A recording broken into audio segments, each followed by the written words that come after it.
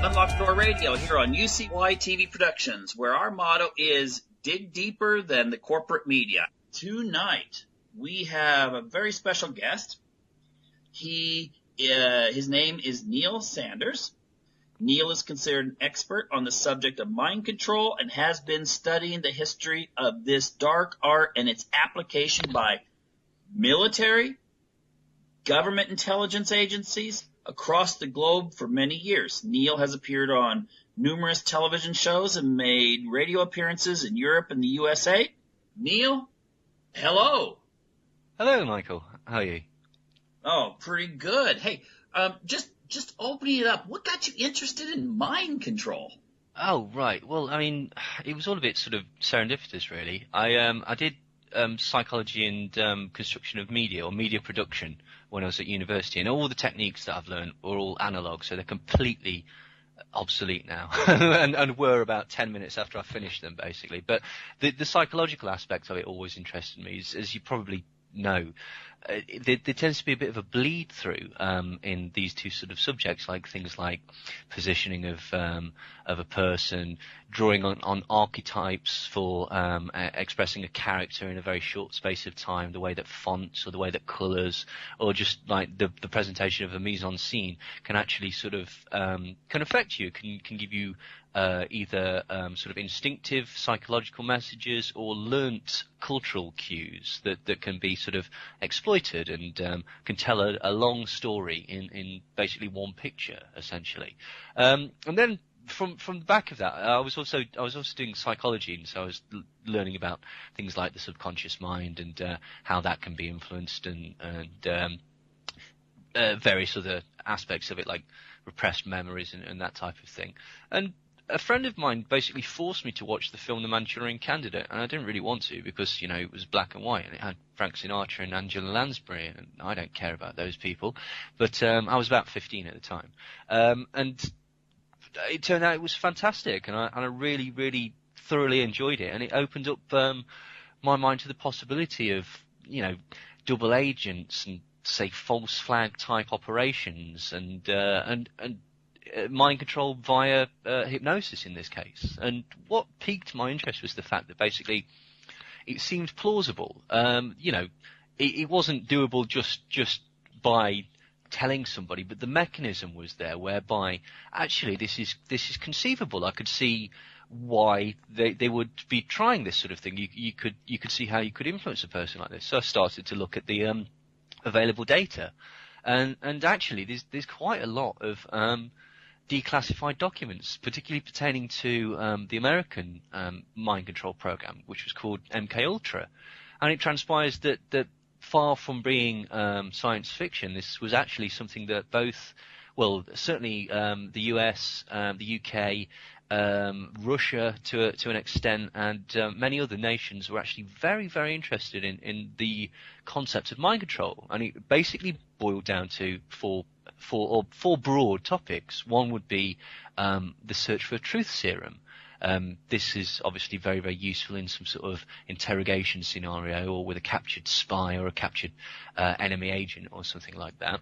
And then the flip side of that is some sort of drug or some sort of mechanism whereby your own agent could resist interrogation. So like an anti-truth serum or something that would make you impervious to this types of methods. The third, which sounds very, very strange, is essentially what could be termed Manchurian candidates. It's the control of somebody's actions, the control of somebody's thoughts, putting voices into people's heads, roboticizing people, making people act in a way that is contrary to their own particular beliefs, even their own self-preservation. Turning somebody into a spy or an assassin, essentially making somebody malleable so that you have total control of their thoughts or actions. And this sounds very much like science fiction, but it actually, if you look at the declassified documents, it was certainly they were very successful in a lot of their experimentation.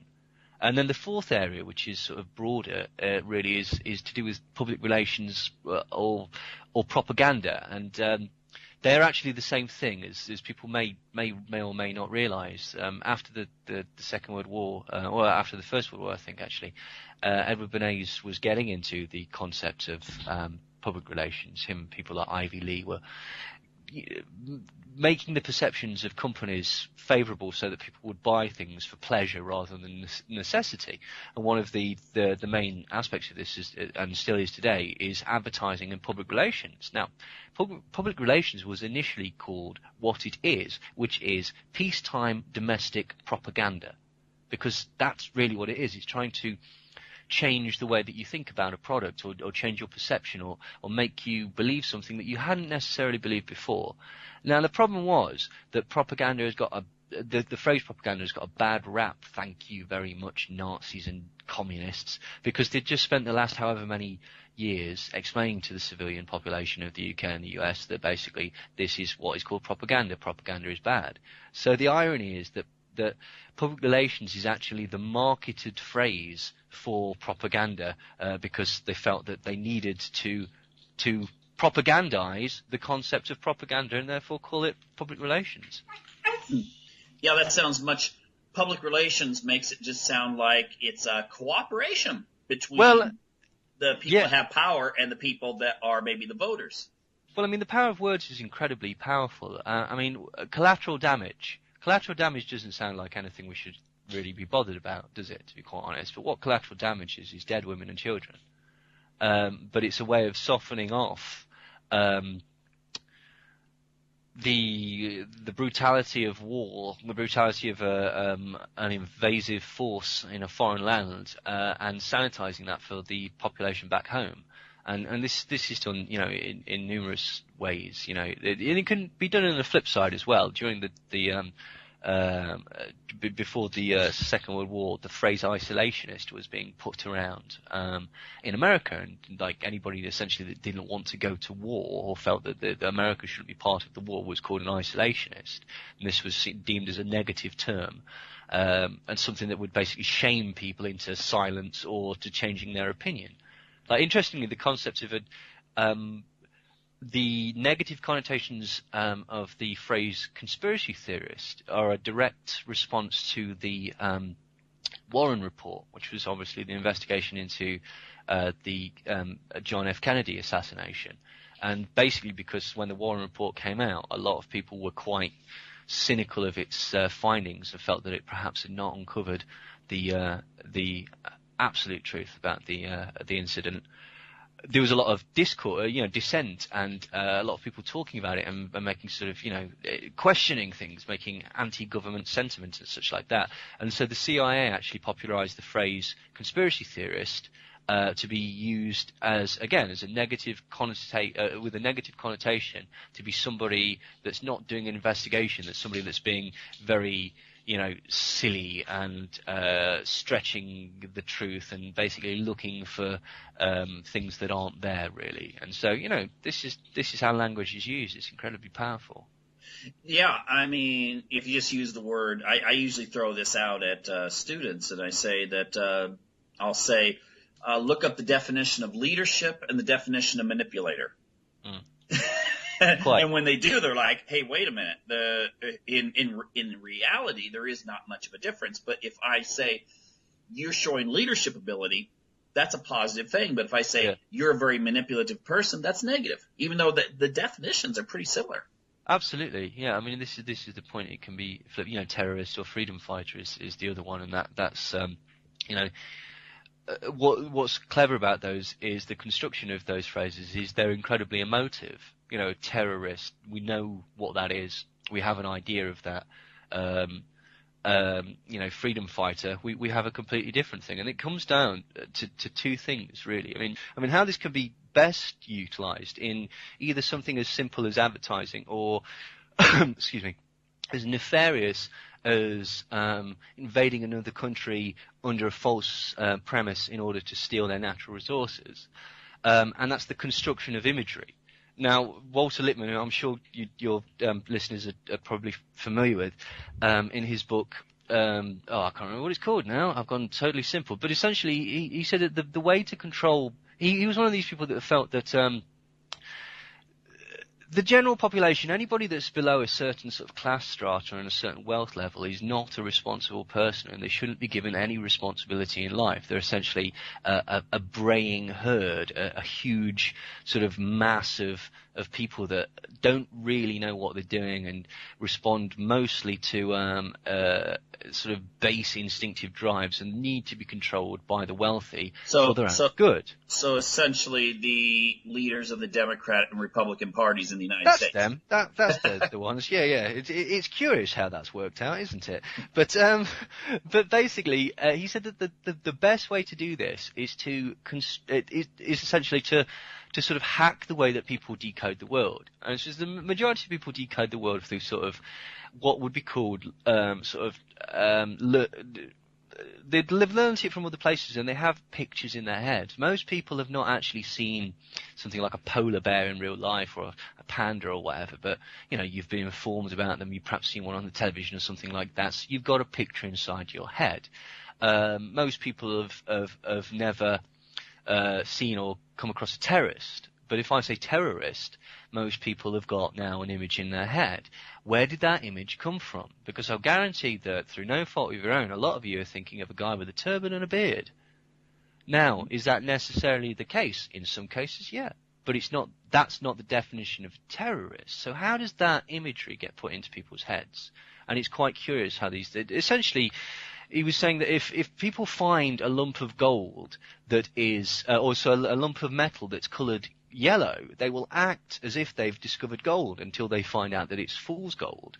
If you put on every single map that the edge of the world you'll fall off, no one will go there because basically they'll believe the maps. And so if you can inform these pictures, or if you can basically paint them first, you've got a far better chance of controlling large swathes of the population with the sort of stimuli response thing, essentially. And it's curious that again, this sort of ties in with the coercive nature of the sort of more personal types of mind control. Essentially isolation, social isolation, and depression is one of the easiest ways of making people malleable. And this is the point. It was there is a distinct psychological nuance to the an overarching psychology. Basically, the majority of people that were involved in mind control were the very cream of the psychological elite at the time. There were people like hypnotist George Estabrooks and J.G. Watkins and Morse Allen and Martin Orne, who were all sort of leaders in their field. And then William Sargent and Ewan Cameron. Ewan Cameron was the head of the Psychiatric Institute of America and Canada, and also was one of the advisors on the board of the Nuremberg trials. So these are incredibly sort of well thought of people. William Sargent basically headed up an entire department at St Thomas's Hospital in London. So this is what's very, very strange about these mind control programs, or these instances of mind control, is that the real top people are involved in this, and it is questionable sometimes what they knew and how sort of nefarious they were being. Well, the thing that I think listeners, if there's someone that's kind of a novice and is thinking, what's all this stuff I'm hearing here? This sounds really bizarre. The thing is that, correct me if I'm wrong, after World War I, that's when most of this stuff was focused on marketing and what we actually do consider public relations. Yeah, from about 1921, basically. Yeah, but after the war, there was this really strong desire to control populations so you didn't wind up with Soviet or Nazi revolutions in the future. And so, yes. And the sort of the trend was towards consumption, conspicuous consumption, and again, people like Lippmann and Bernays and Ivy Lee sort of introduced the concept of better homes, keeping up with the Joneses, essentially buying for pleasure, not for necessity. which is essentially capitalism. So you're quite right in the sense that I suppose it was deemed as the antithesis of communism. Yeah, but Bernays, he felt that the way to preserve capitalism, or democracy, I should say, the way to preserve democracy was to distract people through a consumption-based society. Therefore, they're too busy trying to find the trendy clothes, shoes, cars, and so forth, and they're not so concerned with what's going on at the top. Yeah, absolutely. It's aspiration. Aspiration is a distraction. Yeah, completely. I mean, to be fair, that's nicer than the Tavistock Institute's method. The Tavistock Institute is the psychological operations connected to the British government. It's like one of the leading psychological think tanks, and it's also connected in various aspects to the military. It started off in the 1920s as basically helping soldiers with shell shock or post-traumatic stress disorder, as we would call it now. And it was by a chap called Hugh Crichton Miller actually started it. But very soon it became apparent that actually, if you look at their sort of documentation and stuff, that they're actually looking at the breaking point of man. What happens if you push a person's psyche to such a degree is they essentially break. And they discovered that what happens is people revert to like a blank slate, and they look to authority figures for an immediate answer and for guidance through life, basically. This is a technique called future shock to induce what's called fluidity, and this was the idea of a chap called Kurt Lewin, who came from the Frankfurt School, but became the head of the Tavistock Institute in 1932. He also went on to found or to help found MIT, Stanford Research Institute, the RAND organization, the National Institute of Mental Health in America, and Esalen. And they also basically advise on the board of people like BP, Unilever, the US military, the British Parliament, and stuff like that, with what's called authority aimed training, which is basically teaching people to be better politicians or leaders of industry. Now, their idea was the flip side of this sort of buying for pleasure. Their idea was essentially to induce trauma onto people, or onto civilians, or traumatic situations that make people frightened. And again, they say that what this does is it reduces people to a fight or flight state, where essentially, again, they look to authority for comfort. Now, that could be authority in the guise of the police or the government or whatever. Please help us from this terrible tragedy that's happened. And then you're perhaps more likely to not question their response. But that can also be applied, most people's authority figures, or most people, certainly most young people's authority figures, they're not politicians, they're celebrities. And so this thing, this concept of retail therapy, is a real thing, really. People essentially, you could argue that people buy stuff to say, to plug a gap in the psyche, or alternatively, to let people know and to let yourself know how well you're doing in life. Because if you've got all these nice things, if you're wearing Caesar's clothes, you're probably Caesar. Mm-hmm. Yeah, I heard that they did a study in, I think it was 1950s, that found that if you go into a nice neighborhood, you would look at the cars, and most people park their cars inside the garage. But then if you looked at homes that still had garages, but they was in the poor area, they parked their cars out because they might not be able to afford a nice house, but they put a lot of money into a car that looked like they were actually more successful than they were. And I've heard that's used like on the music videos. You might make rap videos that the guy's got all these, adoring strippers or whatever sitting on a car. Yeah. If you want to be successful, you promote an image of success. Like it's an old marketing trick, basically. It's called positive association. That's why that's why you drape a lady over a sports car. What's that actually got to do with it? Nothing. You could make the connection, I suppose, that if I buy the car, ladies like that might want to lie on the top of my car, and therefore they might want to go to bed with me, which is true to an extent. But it's more just the concept of positive association, which is why just do it. What does that actually mean? Doesn't mean anything really, but there are a billion associations. I bet loads of people are sat there now going, it means this, it means this, it means this. It does if it means it to you, but that's what's genius about these phrases. The best a man could get, the drive of your life. They don't really mean anything. They just give a vague, positive image around the product. Oh yeah, like change you can believe in. Oh, that's the best one, absolutely. Keep it vague. And allow people to put their own meaning on it. Make America great again. Mm-hmm. It's essentially what's called a weasel word. I mean, again, it's used very heavily in advertising. The most famous one is, with repeated use, this product will remove the visible signs of dandruff flakes.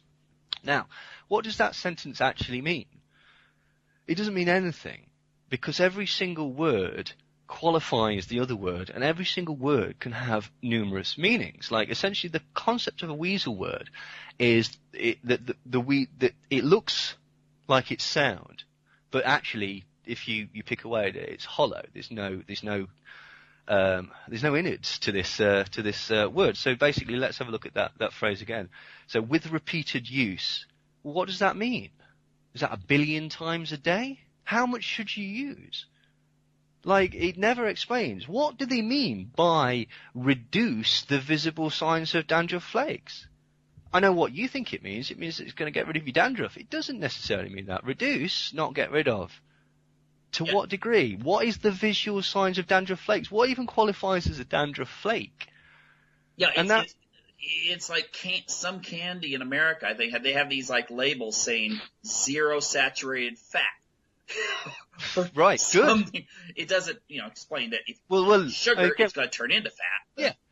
Well, exactly. But again, it's just a positive association. You get that with loads of low fat. If you actually look at lots of low fat products, they're very, very high in sugar and therefore quite calorific sometimes. So they're not actually going to help you diet in any way, or even if they do, they're going to have other negative effects. You can do stuff like spurious rigor, which is basically this will reduce the signs of aging by 87.6%, and which makes you go, oh wow, if they've got that down to such a precise level of 87.6%, well, that means that they must have been incredibly thorough in their testing. It must have been scientific above all. Like, or, there's the unfinished claims as well, and this is essentially stuff like change you can believe in and stuff like that. But the most famous one is excuse me, 4 out of 5 dentists who chew gum recommend Trident sugarless. And, basically you go, oh, wow. And then, again, that's a Bayesian thing. That's an appeal to authority, essentially. It's a third-party advocacy, which is essentially an expert. We're hardwired to think that experts know what they're doing. Otherwise, they wouldn't be experts. And we're also hardwired to, most of the time, believe people in positions of authority. Because why would they lie? But basically, so what that's saying is 4 out of 5. So that's the majority. Brilliant. That's the best product in the world. Who are these dentists? Why do they recommend it? In what circumstances do they recommend it? And the most important question of all, which is never ever going to get asked, what in God's name is so wrong with this product that one of those dentists wants nothing to do with it whatsoever? Good point. I never thought about that one. This is the point. If you ask the questions like, or closely examine any of these techniques, they fall apart because they're like a magic trick, essentially. It's a distraction. And the whole point is to try and convince you to buy something. I mean, Claude Terrapay, who's an incredible marketing genius, not sure if he's an evil genius, he may be, but he said that basically the best marketing strategy in the world is where people go, I want that, and you ask them why, and they go, I'm not really sure, I just want it. Then you can pat yourself on the back. You've done a successful marketing trick there. The best way, and again, this is Claude Terrapay. He basically he says the reptilian brain or the instinctive id will always win because, you know, fundamentally you like pleasure. You want to go with your sort of baser instincts. And it'll particularly always win if you give it an intellectual get-out clause. And the most famous example of this is the sale of the Hummer in America. Like, the Hummer is a terrible, terrible car, but it sold incredibly well. The same with that Ford pickup truck, actually. That's one of the most, well-sold vehicles in the world. And it's awful. It's a terrible, terrible car. Both of them are. So why do they sell so well? Well, because they were marketed as weapons. That, I mean, in the case of the Hummer, they literally are a weapon. They're a military vehicle or an ex-military vehicle. Like, it's not quite the same, but that's the point. You're high up on the road. You've got like 20 feet of car each way. Nobody's gonna do you any damage in that. You're in a weapon. You're powerful. You're looking down on people. You are physically looking down on other road users. Okay? How do you justify that? Well, I'm protecting my wife and children. I'm not doing it to show off and to show other people, yeah, look at me, I'm the big man. No. I'm doing it in a far more sensitive way, protecting my family, which is the justification. So, you know, that's how marketing works, essentially. Yeah, I want to get back to marketing, but I just want to wrap up a couple other areas. You mentioned the thing about the psychology where if you make people fearful, they become more malleable to authority or something to solve the anxiety caused by the fear. Is this why in the Western world, all of the news programs start out with that, like, you see the carnage somewhere? I mean, people don't even know where these countries are most of the time, especially in America. If they say, well, there was this big flood in Bangladesh, and they're like, Bangladesh, I mean, that's awful. And you're like, well, where's Bangladesh? You're like, I don't know, somewhere near Canada maybe. But the thing is that you get these, even local news. Oh, look, here was a car accident. You know, a kid died, and look, here's a picture. We're blurring the face out. You know, those kinds of things. If it bleeds, it leads. Yeah. And the thing is that you wonder, is there like did someone somewhere figure out this is what gets people to watch the news, or was it something that was developed as a marketing strategy originally and then put into practice? Well, I mean, it certainly can be put into practice because we take away the sort of the negative mostly. I mean, there is a concept called mean world syndrome, which basically, you know, the more likely you are to watch the world, essentially, it's the more likely you are to believe the way that the world is presented. And you know, as we've just discussed, basically, you know, if it bleeds, it leads. It's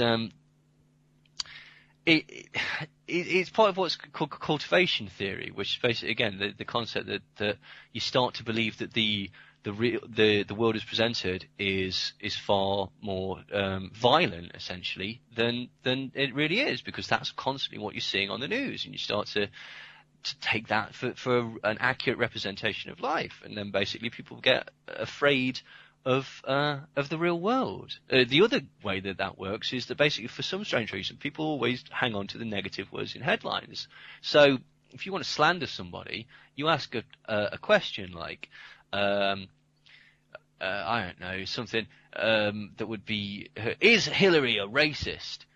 Now, what your brain will do is take away Hillary racist, or is Trump a racist, or whatever. Like, I'll be equal there.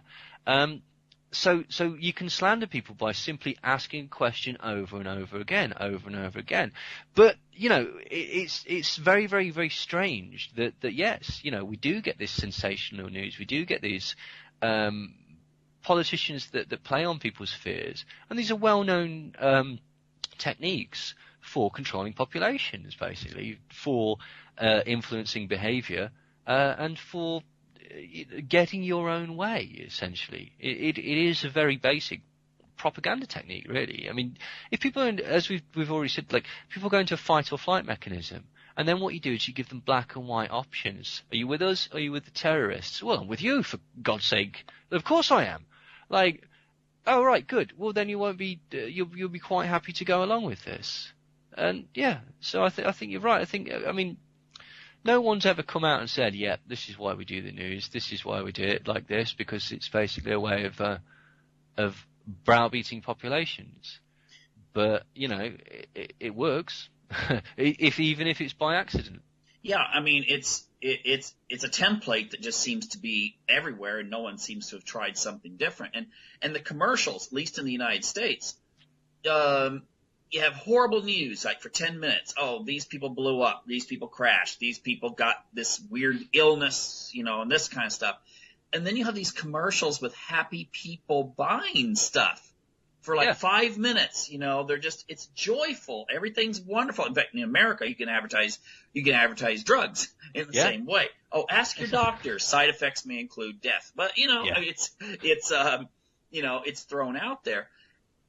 And it seems to me that it's like, oh, now you got these people, their adrenaline's pumping, and then all of a sudden you're saying, oh, but look, here's happiness, buy this. Yeah, absolutely, yeah. And of course, you know, advertisers will be aware of that, and I imagine that the slots directly after sort of like, you know, top of the hour news or whatever are incredibly expensive because of that very thing. And you can do two things. You can either offer a comfort, or you can grab that fear and you can ratchet it right up.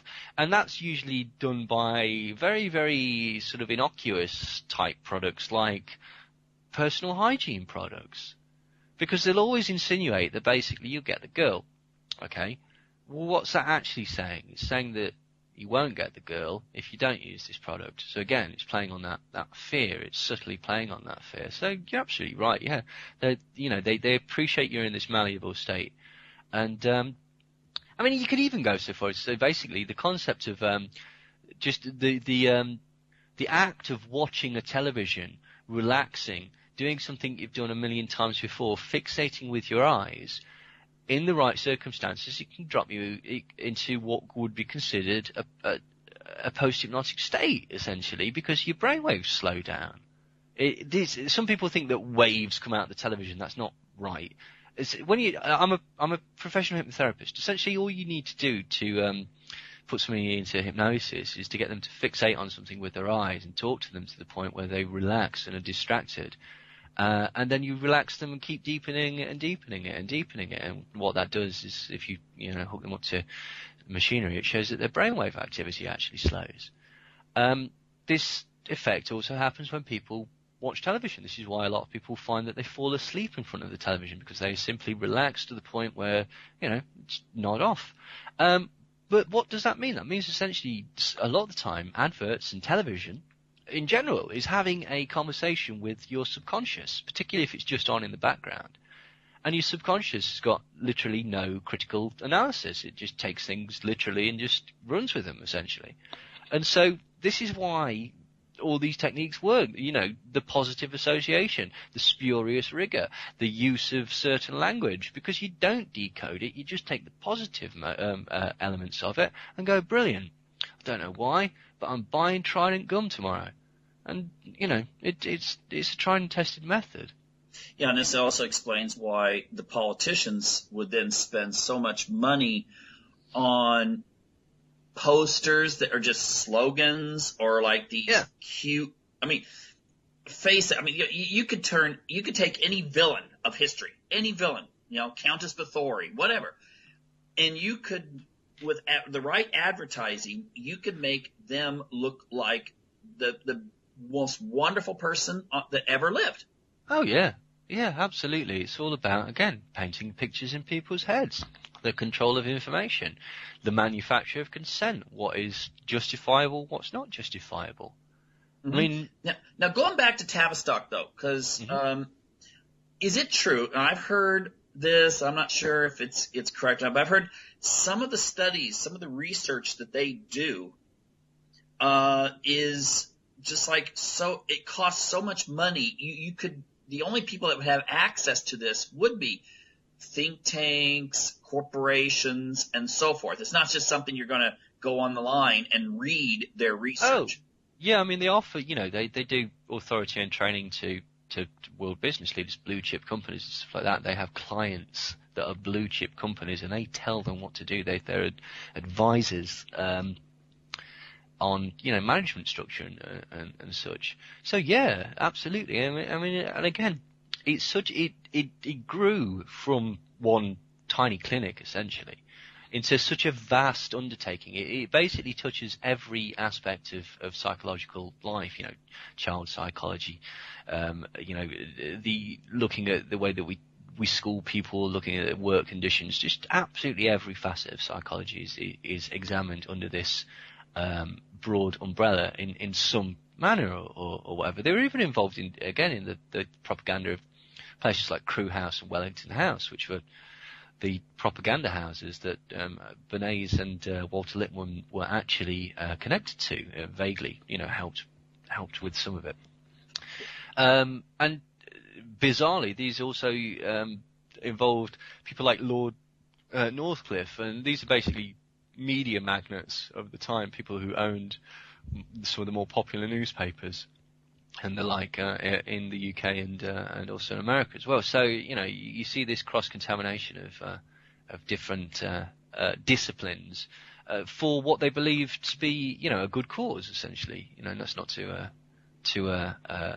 excuse them, just to sort of explain how they would justify it, essentially, how this Well, yeah, I mean, just like something like if you believe there's overpopulation. Yeah. I've read articles in mainstream press where they've actually said that such things as soap operas in Latin America, which are very popular, you do such things as present the young woman skipping marriage when she's first offered when she's like 17 and getting a college degree and then becoming happily married when she's 28. Or you show the guy that, wants his wife to have 7 kids and he's the bad guy, but you can these kinds of things have actually reduced fertility in strongly Catholic countries down to about 2 children per family. Now, some people would say, well, that's wonderful. You don't want to bring more people into maybe an impoverished area. But at the same time, that shows just how powerful the media can be in giving you an image in your mind of what is proper and what is not proper. Yeah, absolutely. I mean, yeah, that sounds quite similar to nudge theory, essentially, which is, a series of psychological nudges or prods that sort of slowly lead you in a particular way. And the present Conservative government in England hire these sorts of people, to try and promote policy and such like that. But I mean, this is the thing. But it's always framed as a reasonable response. I mean, if we just, I know we sort of drifted off the subject, but mind control being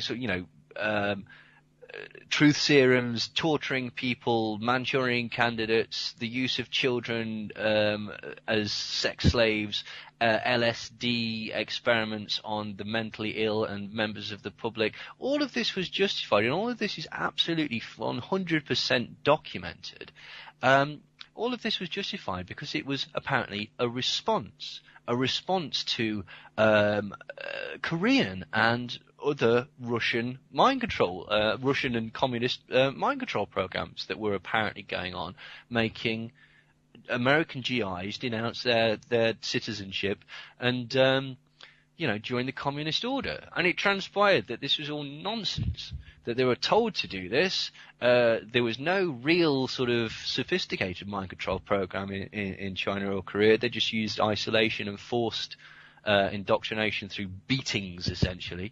But the point was that basically all the American programs, things like Chatter, which started in 1947, Bluebird started in April 1951, and then turned to MKUltra. Basically, when it was discovered that these programs existed, they said, "Yeah, sorry, we didn't tell you about that. We basically did that as a response to the Korean War." Now, the problem with that is that at least 2 of those programs predate the Korean War by several years. So, it transpires that the that was a mind control program in itself, just trying to convince the population that we weren't the West weren't leaders in the field of research into mind control. Well, that sounds a little bit similar to when all these emails got hacked, showing that essentially it just seemed like the primaries for, that Bernie Sanders was kind of, he had the election stolen from him. Yeah, pretty much. They decided that they didn't want him to represent them. Right, but at the same time, then it seems the media in America has made it sound like, it's not really paying attention to that. It's like, oh, the Russians may have done it. Oh my gosh, the Russians. And then you change the focus people have. Absolutely, yeah. Totally. Even though there's no proof the Russians had anything to do with it, it's still like, oh my gosh, the Russians, yeah. It's like a little kid. He gets caught with his hand in the candy jar, and he suddenly looks out the window and goes, hey, look what the neighbor's doing. Yeah. Well, that's nonsense, isn't it? Like, it's been very, well, the American media is, all media is very strange, to be quite honest. But again, there's been numerous accounts of, propaganda operations. The most, again, one of the most famous ones was during the Yugoslavia conflict, or former Yugoslavia conflict. Basically, it transpired that the CIA had installed at least 1,500 CIA agents who'd basically taken jobs as journalists in CNN, and their job was to, what was the phrase that they used? Lead the direction of the news, which some could take as being, propaganda, basically reporting only the things that they wanted to be reported. And one person basically, when he was questioned on this, said, like, essentially, it was discovered by a Dutch newspaper called Trouw, and one of their journalists asked one of the guys, come on, you are you influencing the news? Are you actually, propagandizing the American public? And he says, well, I can't really answer that. It's above my pay grade. I don't know, but I would assume that's what we're doing because that's my job. Mm-hmm. So, some took that to be an admission. But yeah, there's been numerous occasions. People like George Tenet of the CIA said, we don't need to own individual journalists because, we own people on the board level of magazines like Time and such like that. Well, so. Yeah, and the weird thing is that I just remember, growing up as a kid when, the government was sort of the enemy, of the journalists. They were out there, catch Richard Nixon doing whatever, Watergate. They had like the Watergate hearings. I remember this because all my favorite shows were canceled, when I was a kid, like Dark Shadows and, Star Trek or whatever. But they were canceled because they had these hearings on all the networks so people could see this. But it's totally changed now. You got this. It's like the government. I don't care if it's Bush or Obama, as if there's any difference.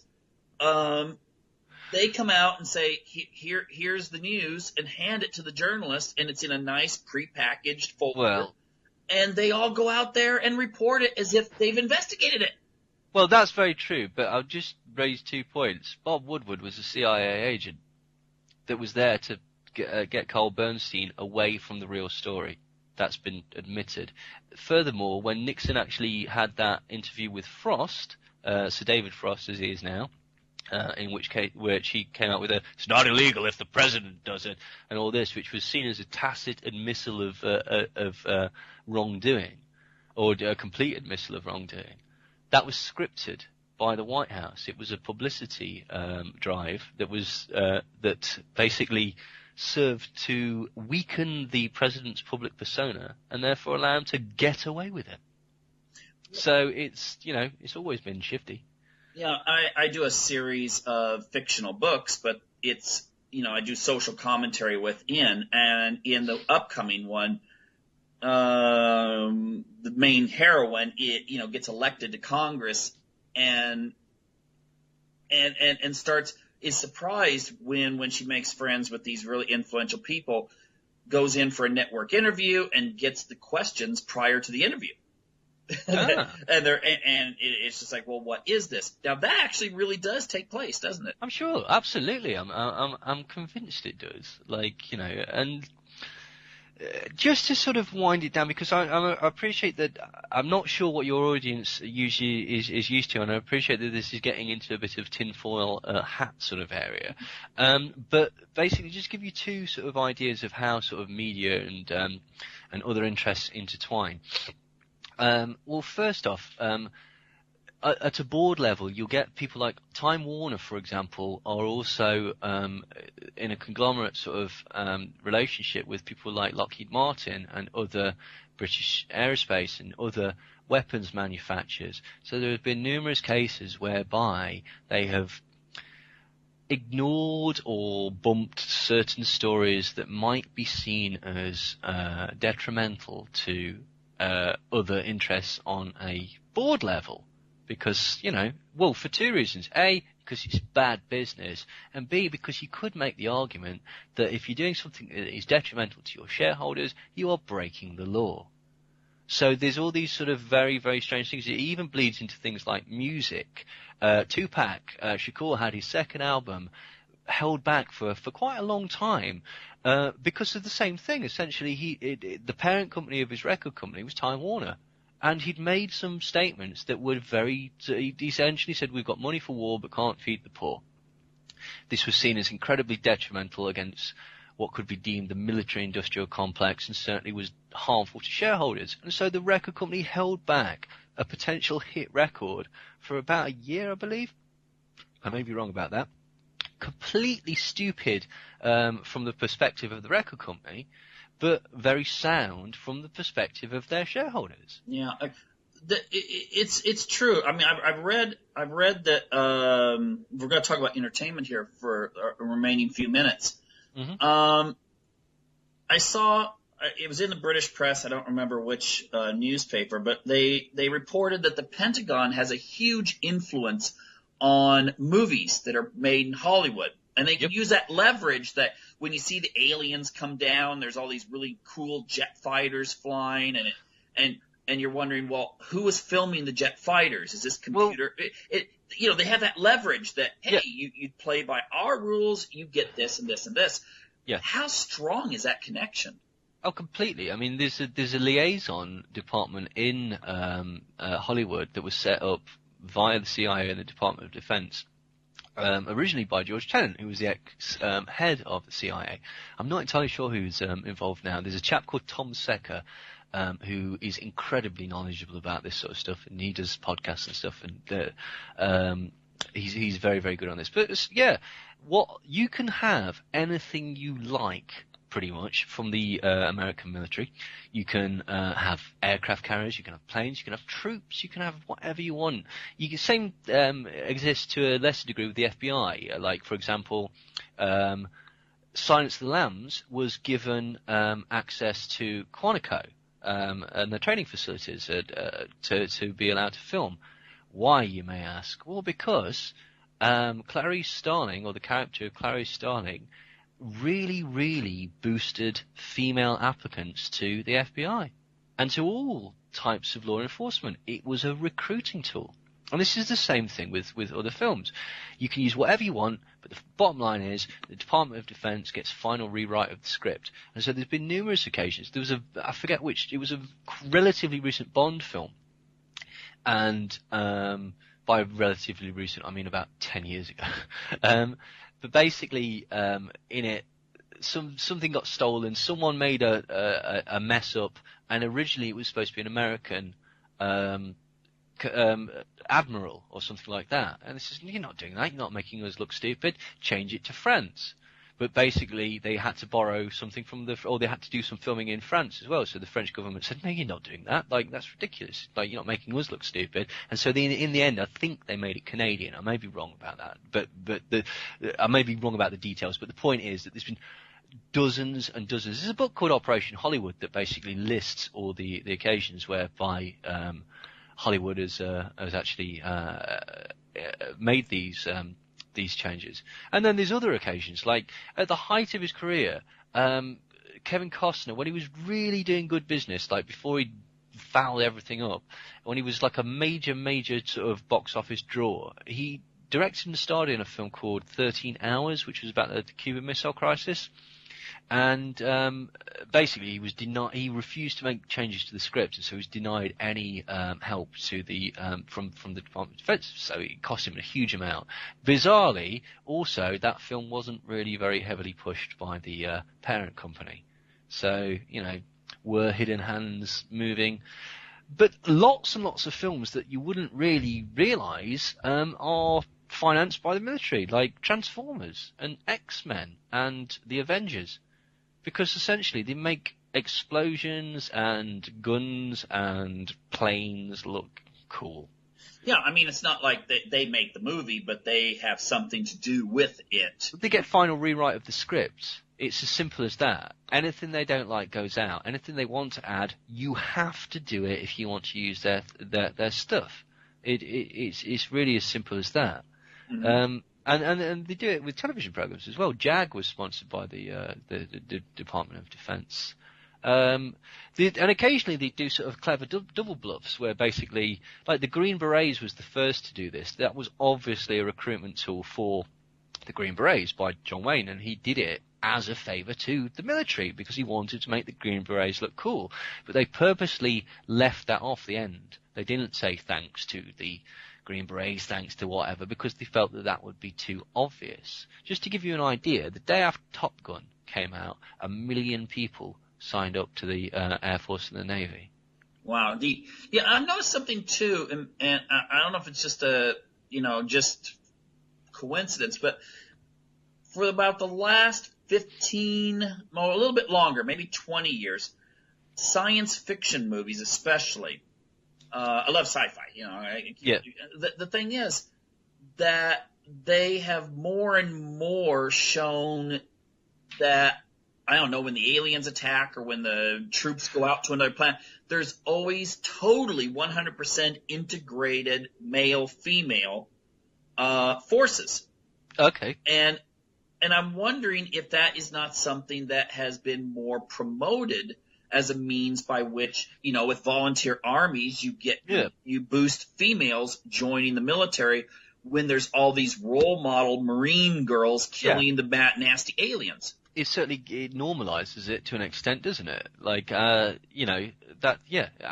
I could see that it could be used as a recruitment tool. Sorry, there was two other films I wanted to talk about, which both they officially got no help from the Department of Defense, but I just don't believe that for a second, because the director, Catherine Bigelow, was privy to classified CIA documents that even members of Congress were not allowed to see, like top secret Magic Eyes or whatever it is called, like really, really top secret documents when she was filming both The Hurt Locker and Zero Dark 30. And what's strange about both of those films is that they justify, the conflict in Iraq and Afghanistan. They paint a very negative picture of the civilian population as basically terrorists and murderers. And also they justify torture. And also, and sell the idea of being a sexy gung-ho Marine. War's like a drug, man. Like, it's nonsense. It's a recruitment tool. It's so blatantly a recruitment tool.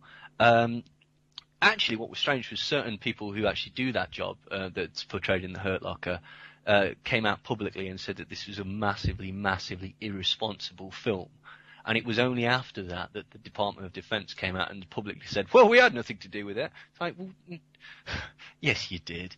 Yes, you did. You get to have your cake and eat it too there. You get to justify, like, torture in a really over-the-top way and say, whoa, that's nothing to do with us. It was just despicable, really, to be quite honest.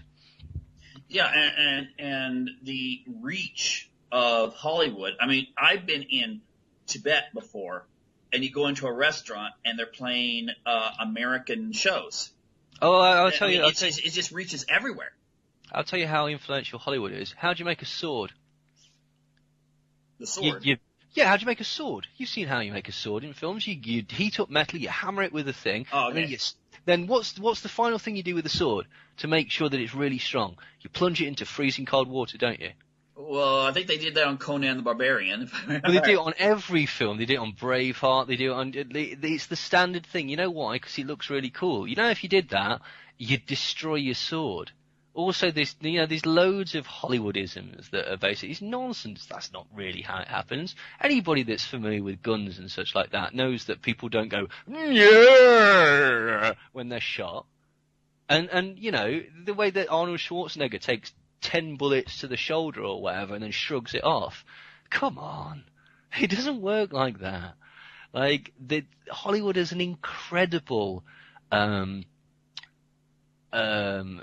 reach. It is. I mean, Edward Bernays recognised it as he said essentially this is one of the most powerful propaganda tools that exists because it, as you said, it's so incredibly far-reaching.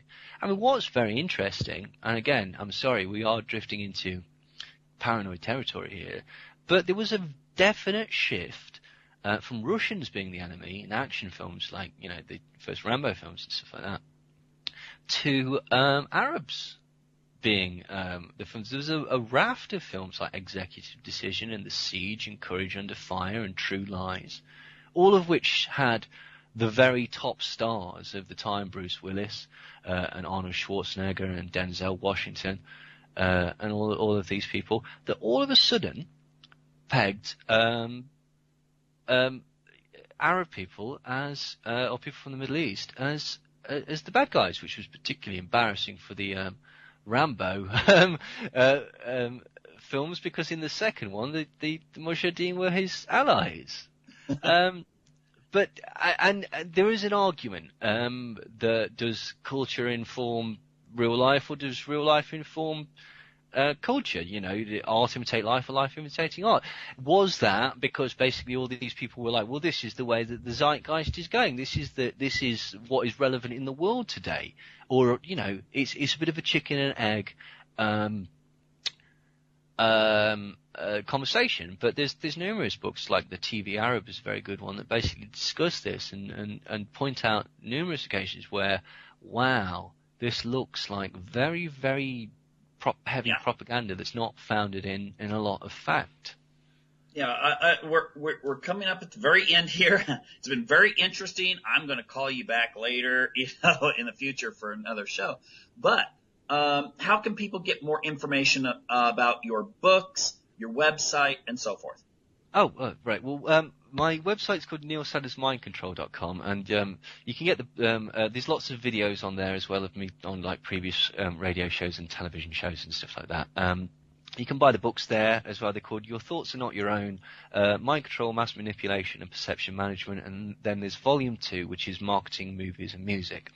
First one is like the nuts and bolts of the American and the English mind control programs that were performed on civilians and troops, ran the gamut from hypnosis, drugs, psychotronic weaponry, mass propaganda, and even perhaps the use of trauma and terror on civilian populations, maybe even including serial killers, in order to make them more malleable. And then the second one looks at the way that the marketing industry manipulates you, the way that movies can be used as propaganda, the way that the music industry can be used as propaganda. And it winds up with a nice essay talking about the CIA's LSD program, and the suggestion that perhaps the hippie explosion of the Haight-Ashbury was actually a scientific test that was carried out by the government, because it transpires that not only were all the LSD gurus that handed out the drugs CIA operatives and connected to military-industrial families, but also a surprising amount of the musicians that made that scene so memorable were also connected to families that were deeply entrenched in CIA, military espionage, and mind control. Absolutely fantastic. And I'll just say this. I've looked into a lot of this kind of stuff before, and it's mind-blowing, but it's actually accurate. So any listeners out there that are going, whoa, what's this all about? Look it up for yourself. You know, see what you find. Anyway, thanks a lot, Neil. No, thank you. So and keep up the good work. Thank you. It's also available on Kindle via Amazon, and it's slightly cheaper. Well, it's a third of the price on there as well. So if people want to have it on Kindle, but thank you very much for inviting me on. I had a very, very pleasant time. Great. Thanks a lot. Bye now.